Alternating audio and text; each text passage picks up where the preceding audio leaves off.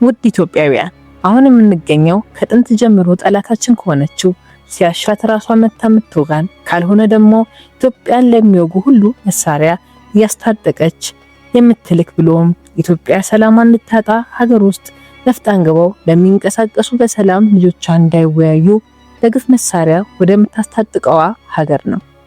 እናንተ ብቻ ጆሮአችሁን ሰጥታችሁኝ በትዕግስት አድምጡኝ እንጂ ስለዚህች የሙት መንፈስ ስለሚጫወትባት ሀገር የማንነግራችሁ ነገር የለም። የአባይ ወንዝ ህልውናዋ እስትንፋሷ ነው።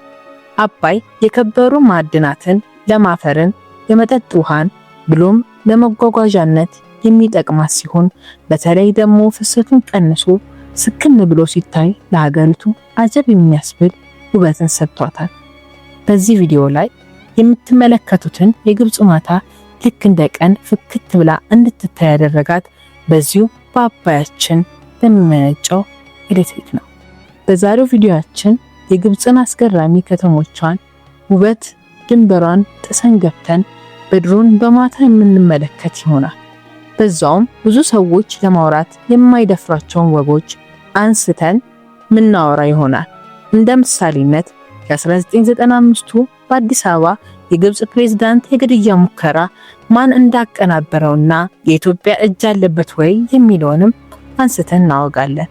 ግብጽ አባይ ከኢትዮጵያ ወሰደላት ለማፈርና በአባይ ሁለት የግብርና ምርቶች አምርታ የምታገኘውን ገቢና ኢትዮጵያ የሁለት ዓመት ደግመዋለው ኢትዮጵያ የሁለት ዓመት ቡና፣ ወርቅ፣ ጫት፣ የቁም ከብቶች ብቻ በአጠቃላይ እንደ ሀገር ወደ ውጭ ልካ በጠቅላላ ከምታገኘው ጋር በአሃዝ እናነጻጽራለን። ውጤቱንም ስትሰሙ እንደ ኢትዮጵያዊ የምትጸጸቱ ይሆናል። ግብጽ ምርቶቿን ከምትልክላቸው አንዷ ኢትዮጵያ መሆኗ ደግሞ ግብጽ ምን እንደምትልክ የምትልካቸውን የግብርና ምርቶች ስትሰሙ ትገረማላችሁ። ይህንንም አንስተን እንጫወታለን። ለኢትዮጵያ ከግብጽ ይመጡ ስለነበሩ ጳጳሳቱም ኢትዮጵያን ምን ሲሰሯት እንደቆዩ አንስተን እናወጋለን። ሰኔ 26 1995 ሆስኒ ሙባረክ በአዲስ አበባ ለአፍሪካ መሪዎች ጉባኤ ለመሳተፍ መጡ። ከቦሌ አየር ማረፊያ በከተማ ውስጥ ሲጓዙ የሆስኒ ሙባረክ ኮንቮይ በታጣቂዎች ተደፈረ። ዘ ዋሽንግተን ፖስት +1 እንደጻፈው ስለ ጥቃቱ ታጣቂዎቹ ተሽከርካሪ በመጠቀም መንገዱን ዘግተው በሆስኒ ሙባረክ መኪና ላይ በከባድ መሳሪያ ተኩስ ከፈቱ። ሪፖርተሮች የሆስኒ ሙባረክ የያዘችው መኪና እሱን ከተኩሱ እንዳዳነችው ገልጸዋል። የኢትዮጵያ የጸጥታ ኃይሎችም ከታጣቂዎቹ ላይ የተኩስ ሩምታ ከፈቱ።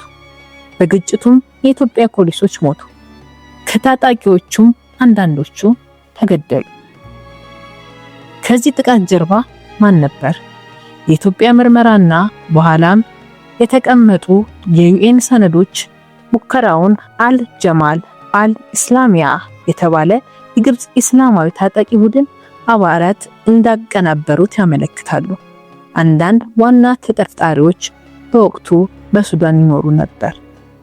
ይህም ጉዳይ ከግብጽ፣ ሱዳን፣ ኢትዮጵያ የፖለቲካ ግንኙነት ጋር አገናኘው።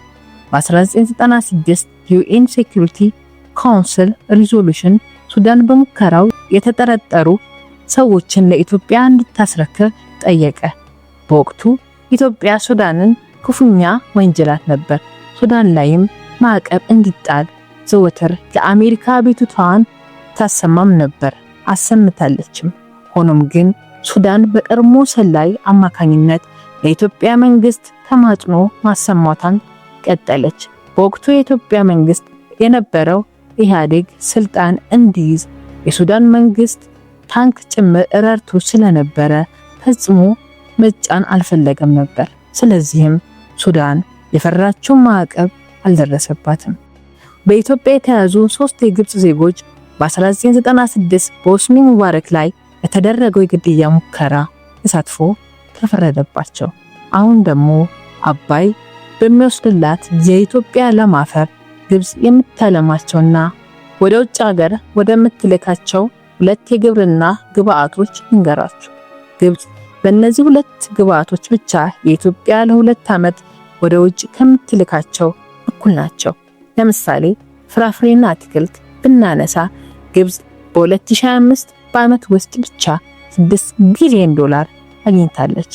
ኢትዮጵያ 2005 እስከ 2026 ደግሞ ወርቅ፣ ቡና፣ የቅባት ዘሮች፣ አበባ፣ ጫት፣ እንስሳትና የስጋ ምርት፣ ጨርቃ ጨርቅ፣ ልብስ፣ ቆዳና የቆዳ ውጤቶች ወዘተ ወደ ውጭ ልካ እኩል ናቸው።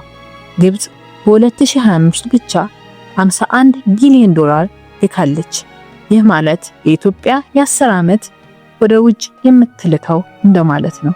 አስገራሚ እውነታ ደግሞ ግብጽ ወደ ኢትዮጵያ ብርቱካን እና ዘይት ትልካለች። ምናልባትም እርስዎ አትክልት ሊገዙ አትክልት ቤት ሄደው ትክክለኛ ብርቱካንማ ቀለም ያላቸው እና ለአይን ማራኪ ብሉኝ ብሉኝ የሚያሰኙ ብርቱካን ካያችሁ የግብጽ ናቸው። እና ደግሞ እንደ ጉድ ተሻምተን ከሱቅ የምንገዛው ኦማር ዘይትም የግብጽ ምርት ነው።